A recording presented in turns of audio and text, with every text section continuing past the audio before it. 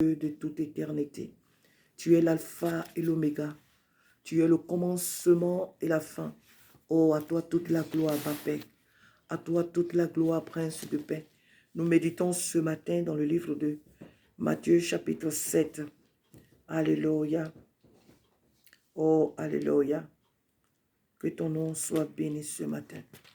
Nous méditons ce matin dans le livre de Matthieu chapitre 7. Alléluia. À partir du verset aussi 7, nous lisons. Alléluia. Matthieu chapitre 7, à partir du verset 7, nous lisons. Demandez et l'on vous donnera. Cherchez et vous trouverez. Frappez et l'on vous ouvrira. Car quiconque demande reçoit. Celui qui cherche trouve et l'on ouvre à celui qui frappe. Lequel de vous donnera une pierre à son fils s'il lui demande du pain? Ou s'il demande un poisson, lui donnera-t-il un serpent? Si donc méchant comme vous l'êtes, vous savez donner de bonnes choses à vos enfants, à combien plus forte raison votre Père qui est dans les cieux donnera-t-il de bonnes choses à ceux qui les lui demandent? Alléluia. Ce matin, la parole de Dieu nous encourage. C'est l'encouragement à la prière. Amen. C'est le thème d'ailleurs. L'encouragement à la prière. C'est le Seigneur Jésus ici ce matin qui nous parle. Il dit demandez et l'on vous donnera. Demandez et l'on vous donnera. Le désir de Dieu que nous demandons. Il y a des multiples manières de demander. Il y a des personnes qui demandent des choses pour telles que la nourriture, les vêtements, le confort, la maison, mais bien beaucoup d'autres choses qu'on pourrait citer. Donc les gens demandent selon leurs besoins ou même selon leur envie aussi. Ils demandent. Tous nous demandons selon les besoins que nous croyons avoir. Nous demandons à Dieu beaucoup de choses. Mais il dit demander, il y a un virgule, et ensuite il dit et l'on vous donnera. Ce qui veut dire que il y a des demandes qui peuvent ne pas être exaucées.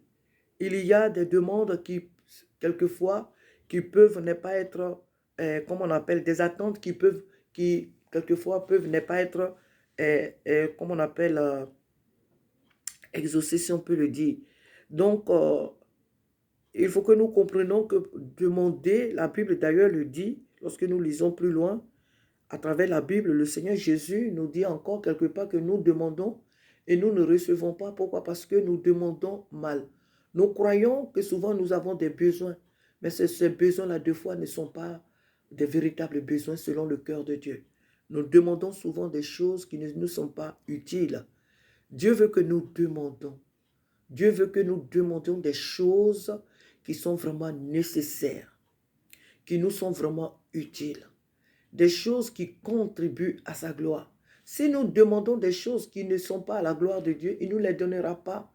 Si nous demandons des choses qui ne sont pas utiles à notre destinée, Dieu ne nous les donnera pas. Quand bien même qu'il demande, il désire que nous lui demandions. Si nous demandons des choses qui ne nous sont pas utiles selon le cœur de Dieu, selon la vision de Dieu, il ne nous donnera pas ces choses. Il nous le dit très bien à la fin, à la fin là, il nous le dit bien. Donc, il dit, cherchez, ensuite il dit, cherchez et vous trouverez. Oh oui, beaucoup d'entre nous cherchent de la mauvaise manière. On cherche de la mauvaise manière. On cherche sans tenir compte même du Seigneur. On cherche deux fois sans tenir compte que ce qu'on cherche, il n'y a que lui qui peut nous donner ce que nous cherchons. Ce que nous voulons là, il n'y a que lui qui peut nous aider à pouvoir trouver ce que nous cherchons. Nous ne tenons pas compte de la véritable boussole de notre vie et nous partons, nous nous lançons comme ça dans des recherches. Comme quelqu'un qui se lève, qui dit qu'il va chercher de l'or dans une marne, il se lève, oui, et puis il prend ses outils, il va, il cherche et toute la nuit, toute la journée, il ne trouve rien. Pourquoi? Parce que il est allé chercher de la mauvaise manière. Et on voit aussi l'histoire de Pierre et ses amis. qui sont allés à la pêche pendant la nuit. La Bible dit qu'ils ont pêché toute la nuit. Ils n'ont rien pris. Pourquoi? Parce qu'ils n'ont pas tenu compte de celui qui était capable de pouvoir leur donner ce qu'ils cherchaient. Ils n'ont pas consulté celui qui était capable de leur donner ce qu'ils cherchaient. Ils se sont lancés comme ça dans la recherche. Ils se sont lancés comme ça dans la pêche. Et voilà que toute la nuit, lui-même le dit Pierre, ils n'ont rien eu. Nous devons tenir compte du Seigneur lorsque nous cherchons. Quoi que nous cherchons, que ce soit le travail, que ce soit une maison, que ce soit un homme, une femme que nous voulons comme compagnon, comme conjoint, conjointe, que ce soit des enfants. Mais dans tout ce que nous cherchons sur cette terre, en tant qu'enfants de Dieu, nous devons tenir compte du Seigneur. Nous devons consulter le Seigneur. Parce que dans notre recherche, c'est lui qui va nous permettre de trouver ce qui est vraiment nécessaire à notre vie, ce qui est utile. Alléluia. Ensuite, le Seigneur nous dit frappez et l'on vous ouvrira. Oh, de frapper à la porte de qui? De frapper au cœur, de frapper vraiment à la porte de qui? Si nous frappons à toutes les portes n'importe comment, des mauvaises portes risquent de s'ouvrir et nous aurons des problèmes. Des mauvaises portes peuvent s'ouvrir devant nous et nous allons avoir des problèmes parce qu'il y a beaucoup de portes. Mais toutes les portes ne sont pas forcément bonnes pour nous. Toutes les portes, derrière ces portes-là ne se trouvent pas ce que réellement nous voulons. Et c'est pourquoi nous devons aussi consulter le Seigneur pour que lorsque nous allons frapper, le Seigneur nous conduise vraiment là où il faut que nous allions frapper pour que nous trouvions pour que nous ayons ce que nous cherchons. Alléluia. Il dit qu'à quiconque on demande, on reçoit. Celui qui cherche trouve et l'on ouvre à celui qui frappe. Donc ici, nous devons comprendre que quiconque demande reçoit. Ce que tu demandes dans ta vie, tu vas le recevoir. Mais écoute, est-ce que ce que tu reçois est réellement ce que tu voulais, est réellement ce qu'il te fallait? Et ce que tu cherches, est-ce que tu as trouvé? Est-ce que c'est ce qu'il te fallait? Donc, ce qui veut dire que dans tous les cas, c'est possible que tu trouves, que tu cherches de la bonne ou de la mauvaise manière. C'est tout à fait, il est fort probable que tu trouves ce que tu cherches. Mais est-ce que c'est ce qu'il te faut? Est-ce que c'est ce qu'il te faut? Tu frappes, les portes s'ouvrent devant toi. Mais est-ce que c'est vraiment ces portes-là par lesquelles il faut que tu passes? Est-ce que c'est derrière ces portes-là se trouve réellement ce qu'il te faut, ce dont réellement tu as besoin? Donc le Seigneur dit qu'à quiconque demande reçoit, celui qui cherche trouve, et l'on ouvre à celui qui frappe. Nous devons en cela comprendre que dans tout ce que nous voulons, dans tout ce que nous demandons, dans tout ce que nous cherchons, dans les portes que nous frappons, nous devons consulter le Seigneur afin qu'il nous conduise. Il dit lequel de vous donnera une pierre à son fils s'il lui demande du pain, ou s'il lui demande du poisson, lui donnera-t-il un serpent? Le Seigneur sait que nous les hommes, nous aimons nos enfants, nous donnons à nos enfants ce qu'ils nous demandent. Et lui, Dieu, à plus forte raison, lui ne nous donnera-t-il pas ce que nous lui demandons? Mais il veut que nous demandions de la bonne manière. Parce que même nous, en tant que les hommes, pour des parents sensés, ils ne donnent pas n'importe quoi à leurs enfants. Même quand les enfants leur demandent des choses, ils ne leur donnent pas n'importe quoi. Ils donnent des choses de qualité. Ce qui est vraiment utile à leur enfant. C'est ce que nous donnons à nos enfants. Alors Dieu dit que même si nous, les hommes, méchants que nous sommes, si nous savons donner des bonnes choses à nos enfants, et lui, Dieu, alors, nous demandons des choses, souvent nous ne les avons pas, et on croit que Dieu ne nous écoute pas, et on croit que Dieu ne nous entend pas, et nous nous pressons et nous faisons des choses, et souvent nous nous heurtons contre vraiment des murs, tout ça. Mais nous devons comprendre que souvent nous demandons des choses que Dieu ne veut pas que nous ayons aussi. Et pour cela, le Seigneur, il attend, et il désire que nous demandons des choses selon son cœur. Et c'est pourquoi dans toutes nos prières, nous devons dire à Dieu, Seigneur, voilà ce que je cherche. Seigneur, voilà ce que je demande. Seigneur, voilà, je viens frapper à ta porte, mais je veux, ou bien que je frappe à des portes, mais Seigneur, que ta volonté soit faite. Dans tout ce que je demande, dans tout ce que je cherche, dans tout ce que je désire, Père, que ta volonté soit faite. Je ne suis qu'un être humain, donc j'ai demandé selon moi, mes capacités. J'ai demandé en tant qu'être humain. Mais toi, Dieu qui m'a créé, qui sait ce qu'il est de mieux pour moi, Seigneur, fais le bon choix pour moi. Conduis-moi, dirige-moi. Père, je m'abandonne en tes mains dans tout ce que je cherche, dans tout ce que je demande, les portes que je frappe. permets que les bonnes portes me soient ouvertes. Je m'abandonne entre tes mains. Ce matin, la Bible nous encourage à la prière, nous appelle vraiment à la prière. Ne soyons pas des chrétiens qui demandons que les choses élémentaires, la nourriture, Seigneur, donne-moi à manger, Seigneur, donne-moi du travail, Seigneur, donne-moi. Il y a beaucoup plus à demander. Je peux demander, comme tout à l'heure, j'ai prié pour une amie. Nous pouvons demander aussi à Dieu de toucher nos connaissances qui ne le connaissent pas, nos parents qui ne le connaissent pas. Nous devons demander aussi au Seigneur d'affermir notre foi dans notre marche avec lui. Nous pouvons aussi demander au Seigneur de toucher les nations au milieu desquelles nous nous trouvons, de les toucher, de toucher les autorités, de toucher nos familles, de toucher notre entourage, nos voisins à qui nous parlons du Seigneur depuis. Nous pouvons aussi demander à Dieu de les toucher, car lui seul convainc les cœurs du péché. Il y a beaucoup de choses nécessaires qui entrent dans les intérêts de Dieu que nous pouvons demander. Il n'y a pas que des choses de ce monde, de notre chair. Donne-moi un mari, donne-moi une femme, donne-moi des enfants, donne-moi du travail, donne-moi ces genres de choses. Et d'ailleurs, le Seigneur nous dit encore dans ce livre, dans Matthieu chapitre 6, il nous dit que ce sont les païens qui s'inquiètent pour ces choses. Ce sont les païens qui s'inquiètent pour ces choses-là, qui passent leur temps à les demander. Dieu n'est pas contre qu'on demande. Dieu n'est pas contre qu'on demande à manger, qu'on demande à nous vêtir. Mais quand ça devient la chose la plus importante pour nous, là, ça devient un problème. Parce que ces choses-là, il les donne aux animaux qui ne sèment ni ne moissonnent. Il les donne. Les oiseaux du ciel, il a dit, il les donne. À plus forte raison, nous, ses enfants, demandons des choses qui sont vraiment importantes à Dieu. Demandons des choses qui entrent vraiment dans les intérêts de Dieu. Demandons à Dieu vraiment les âmes de nos proches. Demandons à Dieu de se révéler à nos familles qui ne le connaissent pas, nos familles qui ne le connaissent pas, de demander à Dieu le salut de nos nations qui ne le connaissent pas, de demander à Dieu vraiment la libération des âmes qui sont condamnées par erreur judiciaire à travers les nations, des innocents qui croupissent dans les prisons, qui n'ont rien fait. Les parents n'ont pas les moyens pour prendre des avocats, des bons avocats pour pouvoir les libérer. Et quelquefois, certains meurent dans ces prisons. Certains croupissent dans des prisons depuis des années et les coupables sont dehors. Des fois même les coupables des fois sont mortes. Et ces personnes se retrouvent toujours en prison parce qu'on a jugé bon de les condamner sans toutefois vraiment vérifier. Donc il y a beaucoup de cas que nous pouvons demander au Seigneur d'être l'avocat de ces âmes innocentes qui croupissent dans les prisons, d'être le protecteur, le médecin de toutes ces âmes malades dans les hôpitaux. Les médecins font ce qu'ils peuvent selon les études qu'ils ont faites, mais celui qui guérit, c'est Jésus-Christ. Et nous pouvons demander au Seigneur de visiter les hôpitaux à travers le monde, que les âmes que sa main touche les âmes et qu'elles reçoivent la guérison.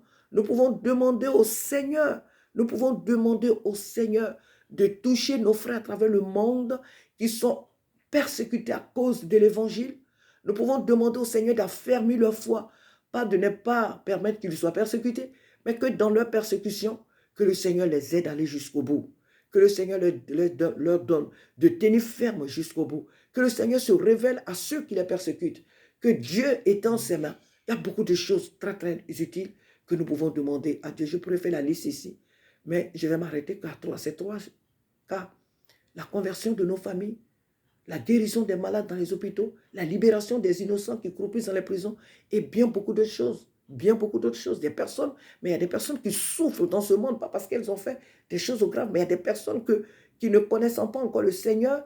L'ennemi vraiment a mis sous un joug de souffrance, des gens qui souffrent rien de ce qu'ils font, mais ne marchent et ces gens-là croupissent vraiment sous des poids, mais vraiment très lourds. Et nous pouvons prier aussi pour le salut de ces gens. Beaucoup de personnes perdent leur bien à cause de la jalousie dans les familles, la sorcellerie. Beaucoup de gens perdent leur poste professionnel à cause de la jalousie. Beaucoup de gens sont accusés à tort. Et comme on l'a dit le dimanche, le Seigneur l'a dit le dimanche, beaucoup de gens sont arrachés à leur profession, de leur profession. Pourquoi? Parce qu'une femme s'est levée comme ça, dit, il m'a violée, alors qu'il n'en est rien du tout. C'est un coup monté pour pouvoir, comment on appelle, pour pouvoir prendre le métier de cet homme pour le chasser de son poste. On dit oui, qu'il a violé, il m'a violé, alors qu'il n'en est rien du tout. Donc, des accusations à tort partout et les gens perdent leur boulot. Beaucoup de gens dorment dans le métro, ils ont tout perdu et ils ont été dépossédés. Et il y a beaucoup de choses, beaucoup d'injustices, beaucoup d'injustices. Et nous pouvons implorer le Seigneur pour qu'il vienne au secours à toutes ces personnes. Il y a des gens qui sont sur le point de se suicider, sur le point de se suicider à cause des souffrances, à cause de ce qu'elles vivent, à cause de ce qu'elles vivent. Nous pouvons demander au Seigneur de toucher ces personnes-là, de les libérer. Les gens qui ont pris des médicaments pour se suicider, que le Seigneur permette que les urgences, les secours viennent à temps pour les libérer. Les gens qui sont dans les urgences, que le Seigneur se souvienne dans sa miséricorde, que le Seigneur les touche, que ces personnes ne meurent pas. Parce qu'une personne qui est morte, elle n'a plus droit au salut, elle est morte. Si elle n'a pas accepté le Seigneur, si c'était qu'elle est morte, elle est partie pour toujours. Souvent, on dit que oui, il y a des morts qui se promènent parce que leur temps n'est pas encore arrivé. C'est ce que les gens disent. Est-ce que c'est vrai, est-ce que c'est faux, ce mystère? Moi, je ne saurais le décrire, mais si c'est vrai, il faut comprendre que ces personnes ne peuvent plus jamais accepter Jésus parce qu'elles ont déjà connu la mort. Elles ont déjà connu la mort. Donc, même si elles errent dans le monde parce que leur temps n'est pas encore arrivé qu'on les a tués, si c'est réel, ces analyses que font beaucoup de personnes, si réellement ces personnes errent encore dans le monde, ces gens-là, elles ne peuvent plus accepter le Seigneur parce qu'elles ont déjà vécu dans la vie réelle que Dieu leur avait donnée. Elles n'ont pas accepté Jésus. Donc, elles attendent l'heure du jugement. Donc, la Bible dit qu'il est réservé à un homme de mourir qu'une seule fois. Après quoi vient le jugement? Il n'y a pas deux fois. Il n'y a pas de choses, comment on appelle, de grâce pour cela. Non. Il n'y a pas de pardon pour cela. Une personne qui est morte, elle est morte. Donc, il faut prier pour que ces personnes ne meurent pas dans les urgences, qu'elles ne meurent pas. Beaucoup de personnes aussi sont dans des comas. Et il faut prier pour qu'elles reviennent à la vie. Beaucoup de nos frères ont eu des accidents graves. Les familles, les églises prient. Et il faut joindre la voix, notre voix à ses pères, à ses frères à travers le monde et prier pour ses frères. Beaucoup des hommes de Dieu ont baissé les bras dans leur ministère à cause vraiment des épreuves, des difficultés. On a beau dire oui, le Saint-Esprit, bien sûr que le Saint-Esprit est là, mais nous sommes des hommes. Nous sommes des hommes, amen. Et ces frères, ces hommes de Dieu, il faut prier pour que le Seigneur ravive leur foi dans leur ministère. Beaucoup d'hommes de Dieu tournent en rond dans leur ministère. Ils n'ont plus de vision. Parce qu'ils ont perdu leur relation réelle avec le Seigneur. Donc, ils n'ont plus de vision. Et il faut prier pour que le Seigneur les renouvelle. Il y a beaucoup de sujets. Il y a beaucoup de sujets pour lesquels nous devons prier en tant que peuple de Dieu.